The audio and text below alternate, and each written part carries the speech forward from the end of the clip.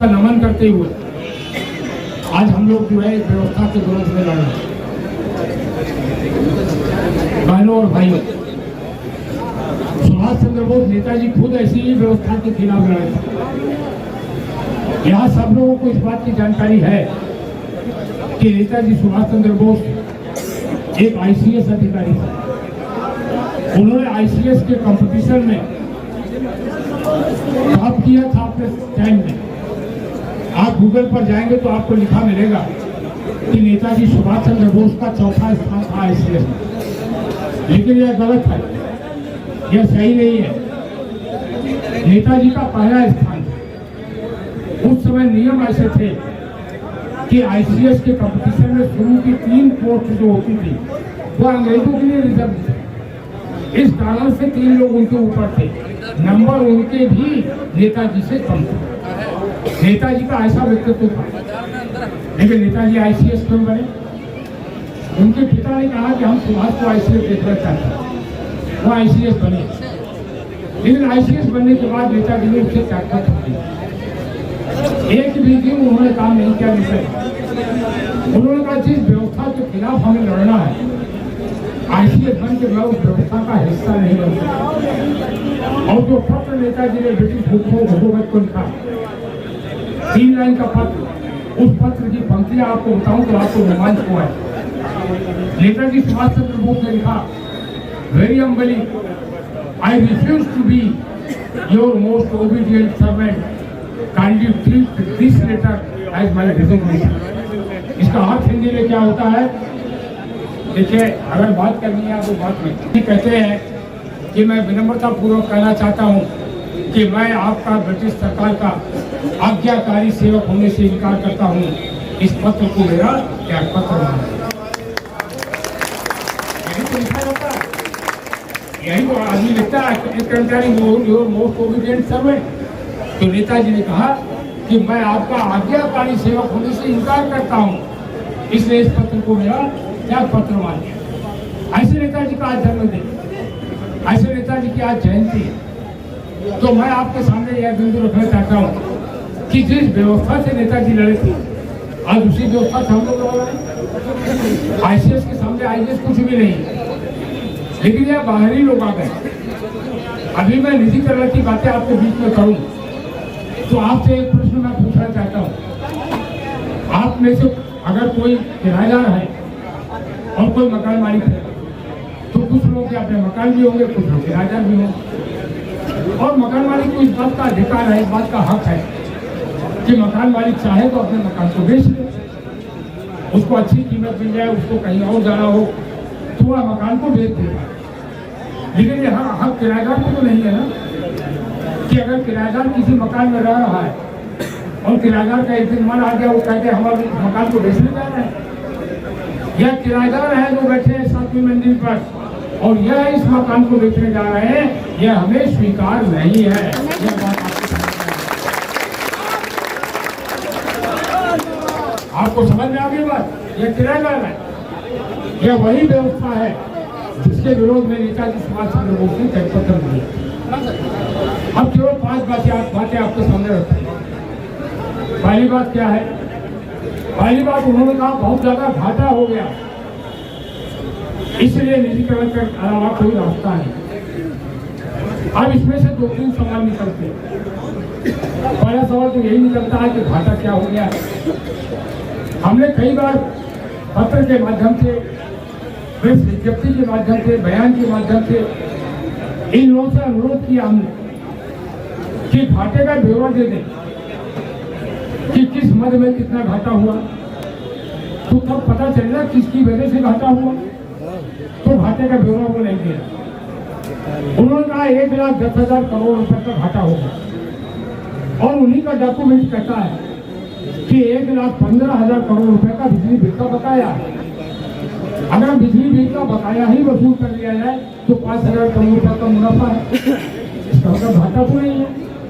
1,15,000 करोड़ रुपए का बिजली बिल माफ नहीं किया गया, वो वसूल किया जाए। इससे घाटे की जो तस्वीर दी जा रही है वो गलत है। लेकिन उसके विस्तार में अभी मैं नहीं जाऊंगा, और भी बहुत सी बातें। मैं केवल इतना कहना चाहता हूं कि अगर घाटा है, आज फिर कह रहा हूं शक्ति भवन कि चेयरमैन साहब कल उसका श्वेत पत्र जारी कर दें कि किस किस मद में घाटा है।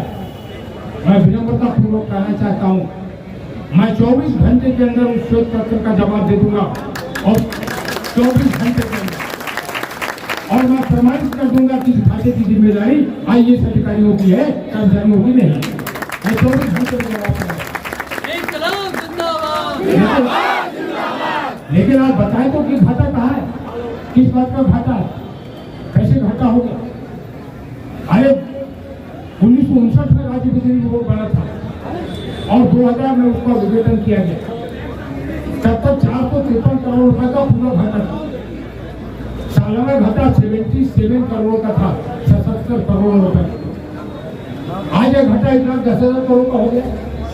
कौन जिम्मेदार है भाई? 2002 तक इंजीनियर थे यहाँ पर, R.K. नारायण साहब थे, स्वर्गीय R.K. नारायण अंतरराष्ट्रीय ख्याति के इंजीनियर थे। तब तक तो घाटा नहीं था। 2002 के बाद आप आए और घाटा हो गया। तो घाटा है, पहले तो यह डिस्प्यूटेड है। दूसरी बात, घाटा है तो किन वजहों से घाटा है। लेकिन तीसरी बात बहुत मजेदार है, वो मैं आपको कहना चाहता हूँ। अगर प्राइवेट कंपनी में घाटा हो जाए तो प्राइवेट कंपनी में जब घाटा होता है तो प्राइवेट कंपनी में घाटा होने कोई विषय बात है। अगर प्राइवेट कंपनी में घाटा होता है तो प्राइवेट कंपनी में घाटा होने के बाद वहां एक वाक्य है प्राइवेट कंपनी में, कहा जाता है हेड्स आर रोल्ड, यानी सर काट दिए जाते हैं। तो प्राइवेट कंपनी में घाटा होता है तो किसके हेड्स रोल किए जाते हैं? प्रबंधन के सर काटे जाते हैं, कर्मचारियों के सर नहीं काटे जाते। तो अगर घाटा हो गया तो इनके सर काटे जाने चाहिए, इनको निकाला जाना चाहिए। इनको कोई अधिकार नहीं है कि यहाँ प्रबंधन में बैठे रहे। तो सबसे बड़ी बात, सबसे मूल बात तो यह है कि घाटे के आंकड़े नहीं दे रहे हैं और घाटे का कोई जिम्मेदार अगर है, every fair in the world, तो घाटे का जिम्मेदार तो मैनेजमेंट होगा।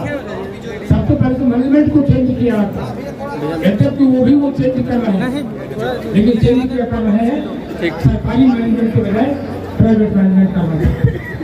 तो एक पॉइंट को यह आपके सामने मैं रखना चाहता हूं। दूसरा पॉइंट कि अगर घाटा हो गया है तो निजीकरण से वो घाटा कैसे सुधर जाएगा? मैं देश विदेश की बात नहीं करूंगा, अन्य प्रांतों की भी बात नहीं करूंगा। उत्तर प्रदेश में ही निजीकरण हुआ है आगरा में। कितने साल हो गए? 15 साल हो जाएंगे 1 अप्रैल आगरा के निजीकरण।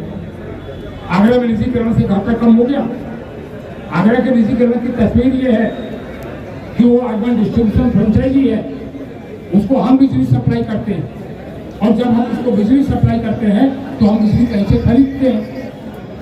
लेटेस्ट पिछले वर्ष का जो रेट है, हम 5 रुपये 55 पैसे की बिजली खरीदते हैं, 5 रुपये 55 पैसे, और टोरेंट कंपनी को हम बिजली देते हैं 4 रुपये 13 पैसे। तो टोरेंट कंपनी को बिजली देने में ही 1 साल में 275 करोड़ रुपए का हमें घाटा हुआ। यह तस्वीर है निजीकरण। और आगरा क्या है? आगरा कोई देहात नहीं है। आगरा लेदर कैपिटल है इस देश की। आगरा एशिया का सबसे बड़ा लेदर इंडस्ट्री है। आगरा में जितने 5 सितारा होटल हैं ताजमहल की वजह से, उतने 5 सितारा होटल उत्तरी भारत के 8 प्रांतों में मिला के नहीं जितने अकेले आगरा में। तो आगरा में लूट ही लूट है, बिजली की कमाई है। 7 रुपये 98 पैसे पर यूनिट बिजली का रेट है। 4 रुपये 13 पैसे में हमसे बिजली खरीदती है टोरेंट कंपनी, 7 रुपये 98 पैसे में बेचती है। वह 2000 करोड़ रुपए का मुनाफा कमा रही है। अगर आज ये निजीकरण न हुआ होता तो मैं चेयरमैन साहब से पूछना चाहता हूँ, ये मुनाफा किसका होता? और कॉर्पोरेशन का होता है ये मुनाफा। आपने ये मुनाफा निजी क्षेत्र की झोली में डाल दिया और आज आप निजीकरण जो है घाटे के नाम पर कर रहे हैं। मैं केवल इतना कहना चाहता हूँ आज इस सभा के माध्यम से, और प्रेस में भी ये बात जाएगी कि टोरेंट को जो फ्रेंचाइजी दिया गया, निजीकरण किया गया, टोरेंट के निजीकरण के कारण से आज तक जितना घाटा हुआ है, उस घाटे को जितने IAS अधिकारी यहाँ चेयरमैन रहे हैं उनके वेतन से उस घाटे की वसूली की जाए। यही एक बात है।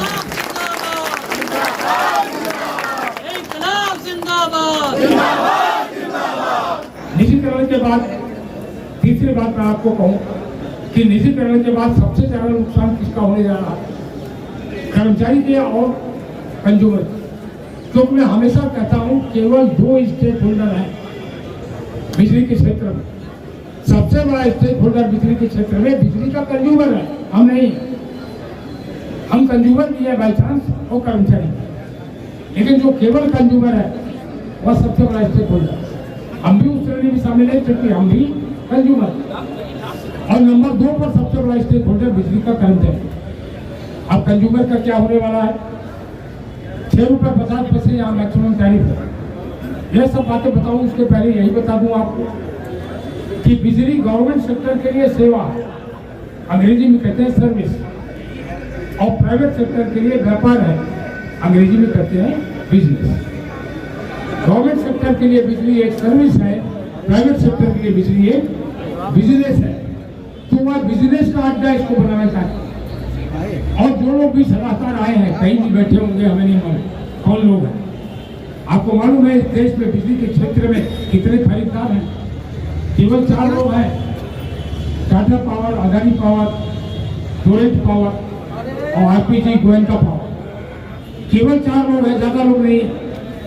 और जो सलाहकार हैं वो भी उन्हीं 4 लोगों के, वो अलग अलग नहीं, वो उन्हीं के नुमाइंदे होते हैं।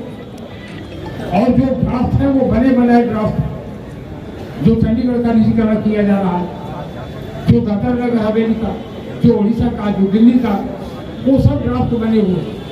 एक बार सलाहकार नियुक्त हो गया तो उसको ड्राफ्ट बना के देने में कोई टाइम नहीं लगेगा, वो तो बना हुआ। उनकी प्रक्रिया है, वो उस पर आगे बढ़ने लगेंगे।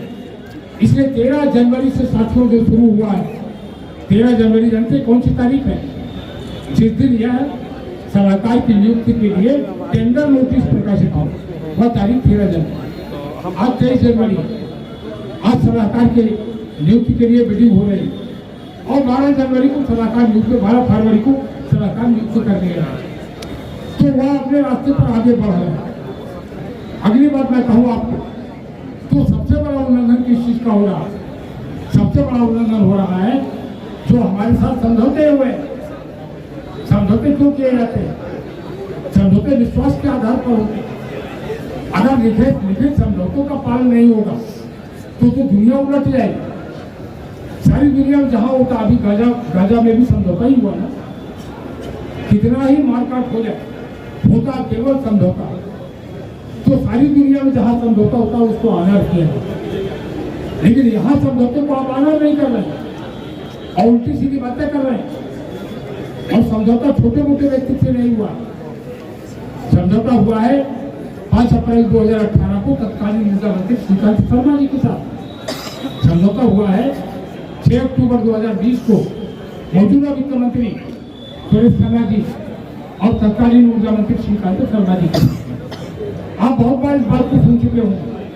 समझौते में तो 3 ही लाइन में लिखा है कि बिना कर्मचारियों को विश्वास में लिए उत्तर प्रदेश में ऊर्जा के क्षेत्र में कोई निजीकरण नहीं किया जाएगा। यह शब्दावली लिखी हुई। अब आप उसका उल्लंघन कर रहे हैं, बड़े गर्व के साथ इसका उल्लंघन कर रहे हैं। तो आप समझौते का उल्लंघन कर रहे हैं। आपको शर्म नहीं आती, आप समझौते का उल्लंघन कर रहे हैं। इसलिए मैं इस बात को कहना चाहता हूं कि कर्मचारियों के हित में आप क्या करेंगे? आज आप कह रहे हैं कि ऐसा होगा वैसा होगा। अरे जो आरएफपी डॉक्यूमेंट जारी हुआ है, उस आरएफपी डॉक्यूमेंट में एक बड़ा मजेदार शब्द लिखा है। उसमें लिखा अर्ली बीआरएस। अर्ली बीआरएस शब्द मैंने पहली बार सुना। आज तक मैंने अर्ली बीआरएस शब्द सुना नहीं था, डिक्शनरी में भी ये शब्द कहीं नहीं। बीआरएस है, बीआरएस का मतलब होता है छटनी, कि पैसा देकर लोगों की छटनी कर दी वॉलंटरी रिटायरमेंट के नाम पर। बीएसएनएल में 2 लाख कर्मचारी थे, 1,12,000 कर्मचारियों की छटनी कर दी गई बीएसएनएल। केवल इसलिए कि रिलायंस को आगे बढ़ाओ, एयरटेल को आगे बढ़ाओ, वोडाफोन को आगे बढ़ाओ, आइडिया को आगे बढ़ाओ। यहाँ भी वही काम किया जा रहा है। अब निजीकरण के बाद अगर बीआरएस होगा तो बीआरएस को फायदा किसी को नहीं। भाई नौकरी छोड़ने में फायदा होता तो नौकरी करने ही क्यों आते? समझ रहे हैं आप मेरी बात? नौकरी छोड़ने में फायदा नहीं होता, नौकरी करने में फायदा होता। तो बीआरएस में तो किसी का फायदा नहीं है। लेकिन अर्ली बीआरएस का क्या मतलब है? अर्ली बीआरएस का मतलब है कि आप लोग जो हमारे सामने खड़े हैं, यंगर जनरेशन, उनको ये कह देना चाहिए साल भर का वेतन दिया, घर जाओ। साल भर का वेतन भी मैं अपने दिमाग से कह रहा हूँ, हो सकता है उनके दिमाग में महीने भर का ही वेतन है। जो टेम्परेरी एम्प्लॉई है और जो परमानेंट एम्प्लॉई है उनके लिए 3 महीने का ही वेतन। लेकिन जो संविदा पर कर्मचारी काम कर रहे हैं, चाहे शक्ति भवन में काम कर रहे हैं, चाहे फील्ड में काम कर रहे हैं, चाहे कहीं काम कर रहे हैं, उनके लिए साफ लिखा है कि जब तक उनका कॉन्ट्रैक्ट है तब तक वो काम पर रहेंगे। यही उनकी विदाई होगा। यही ग्रेटर नोएडा में हुआ, यही उड़ीसा में हुआ, यही आगरा में हुआ। तो यह दीवार पर लिखी हुई इमारत है, इससे अलग कुछ नहीं होने जा रहा। इसलिए मैं आप लोगों को यह कहना चाहता हूँ कि एक एक व्यक्ति तक इस आवाज को पहुंचाइए कि निजीकरण होने का मतलब लोगों के रोजी रोटी पर खतरा है, आपके भविष्य पर खतरा है, कंज्यूमर पर तो बहुत बड़ा खतरा है। उसको ज्यादा बोलने की अभी आवश्यकता नहीं। यहाँ 500 यूनिट पर हम देते हैं 6 रुपये 50 पैसे। 500 यूनिट पर जो प्राइवेट कंपनी के कंज्यूमर है मुंबई में, वो देते हैं 17 रुपये 18 रुपये पर यूनिट। जो कोलकाता में प्राइवेट कंपनी के कंज्यूमर है वो देते हैं 12 रुपये से 15 रुपये पर यूनिट। किसानों को मुफ्त बिजली वहाँ नहीं मिलती। तो वह सब बातें भी है, लंबी बातें, मैं अभी लंबी बातें नहीं करूँगा, मैं बाद में फिर बोलूँगा। इसलिए मैं आपको कह रहा हूँ कि यह मैसेज एक एक व्यक्ति तक यह मैसेज पहुँचाइए। आज हम लोग निर्णय लेंगे। यह जो विरोध चल रहा है, यह विरोध यहीं तक सीमित नहीं रहेगा। आज एक्शन का कुछ निर्णय हम लोग लेंगे। 2 बजे यहाँ से जाएंगे और 2 बजे फील्ड आफ्टर में संघर्ष समिति बैठेगी। आज हम लोग निर्णय लेंगे आगे की कार्रवाई की। लेकिन आज यहाँ क्यों इकट्ठा हुए, तमाम प्रेस को लोग पूछ रहे हैं कि आज यहाँ क्यों इकट्ठा हुए। मैंने सिंपली ये कहा बहुत विनम्रता पूर्वक कि आज यह जानकारी मिली थी और ये राइटिंग में कोई छिपी हुई जानकारी नहीं कि 11:30 बजे शक्ति भवन में प्री बिडिंग कॉन्फ्रेंस होगी कंसल्टेंट की नियुक्ति के लिए, ट्रांजैक्शन कंसल्टेंट की नियुक्ति की प्री बिडिंग कॉन्फ्रेंस होगी। तो इसलिए हम लोग यहाँ आ गए। कई लोगों को गलतफहमी हुई, आपके हाथ में भी कंसल्टेंट गो बैक लिखा हुआ, कोई दिक्कत नहीं इससे, लेकिन बेहतर होगा यहाँ लिखा जाता चेयरमैन गो बैक। और मैं चाहता हूँ कल से यही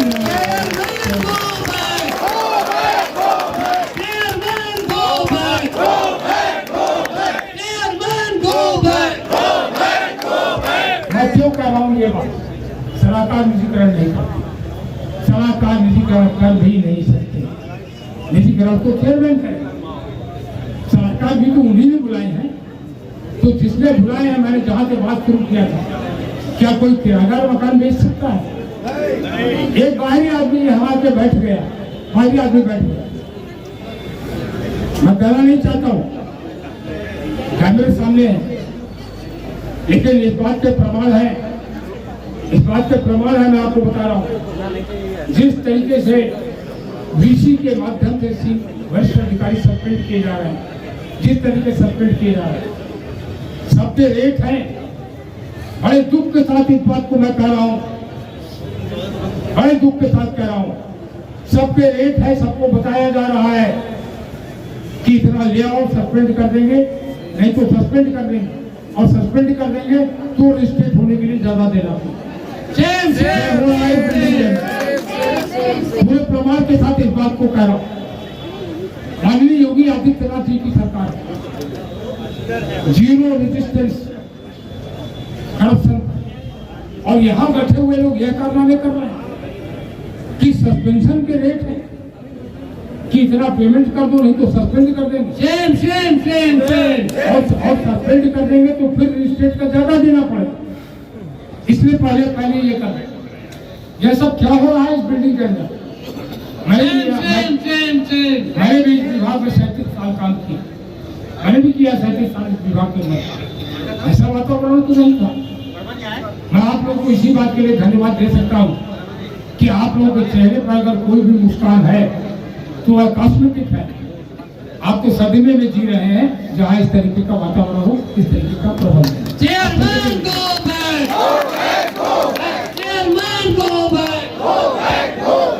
लेकिन एक आखिरी बात कहते अपनी बात को मैं विराम दूं। आखिरी बात मैं ये कहना चाहता हूँ कि पहले तो आप प्रॉपर्टी नहीं बेच सकते। मैंने बार बार कहा कि आप किराएदार हैं, मकान मालिक नहीं है।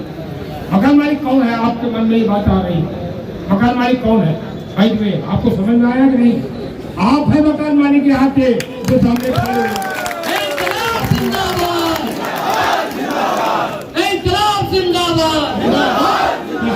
किसी इंडस्ट्री में 3M का महत्व होता है, मैन मटीरियल एंड मशीन। इसमें मशीन निर्जीव है, मटीरियल निर्जीव है, और दोनों को हैंडल जो करता है वही सही है। कौन करता है हैंडल? आप करते हैं। इसलिए मैंने कहा कि मालिक आप हैं और कोई दूसरा मालिक नहीं। और जब हम कहते हैं सरकार मालिक है, तो सरकार किसकी है? हमारी है। समझ में आई आपको बात? क्योंकि सरकार हमारी है। लोकतंत्र में कौन मालिक होता है? जनता मालिक होती है। इसलिए हम मालिक है, कोई दूसरा मालिक नहीं है। चंडीगढ़ नहीं बेच पा रहे हैं, चंडीगढ़ की कहानी भी थोड़ी देर के बाद आपको बताऊं। बिक रहा चंडीगढ़, लेकिन मैंने कहा मैं अपनी बात को विराम दूं। आज जो कुछ हो रहा है यह केवल लखनऊ में नहीं हो रहा, यह केवल उत्तर प्रदेश के जनपदों में नहीं हो रहा, यह केवल उत्तर प्रदेश की परियोजनाओं पर नहीं हो रहा, आज सारे भारत में हो रहा है। भारत का मतलब कश्मीर से कन्याकुमारी, श्रीनगर से तिरुवनंतपुरम लोग निकल आए हैं सड़कों पर। कितने कर्मचारी निकल आए हैं? 27 लाख कर्मचारी आज सड़कों पर हैं पूरे देश में। और किसी ने 27 लाख कर्मचारी हैं उत्तर प्रदेश में विरोध करने के लिए खड़े हुए और कह रहे हैं उत्तर प्रदेश में बिजली का निजीकरण नहीं होने दिया जाएगा। 27 लाख कर्मचारियों का मैसेज है, सड़कों पर आने का मैसेज है, आपके लिए मैसेज है कि उत्तर प्रदेश का बिजली कर्मचारी अकेला नहीं है, उसके साथ 27 लाख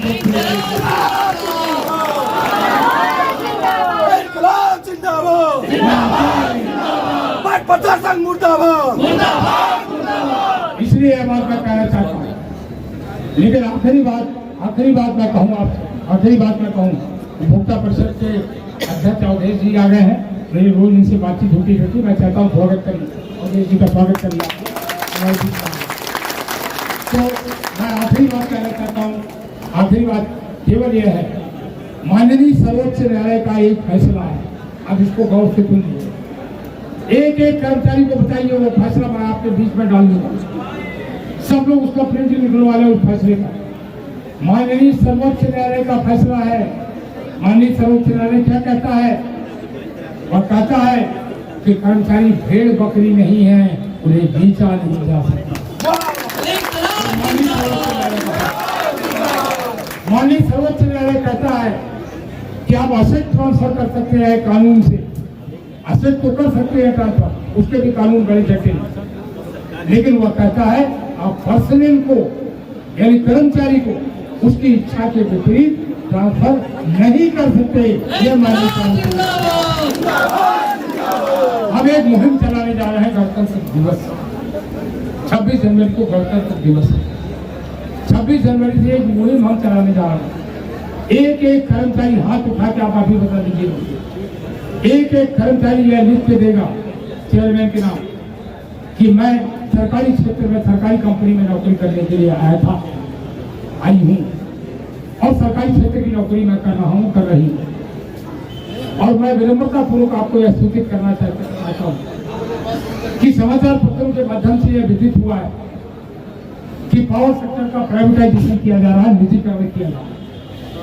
तो मैं विनम्रता पूर्वक आपको सूचित करना चाहता हूँ कि यदि ऐसा किया गया तो मैं किसी भी कीमत पर निजी क्षेत्र में काम करने के लिए तैयार नहीं हूँ।